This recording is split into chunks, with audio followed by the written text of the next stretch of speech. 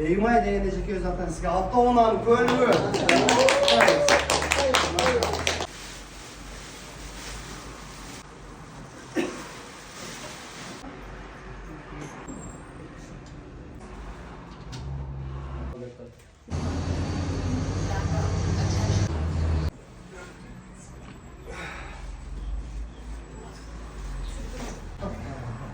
Bismillah. Karangin.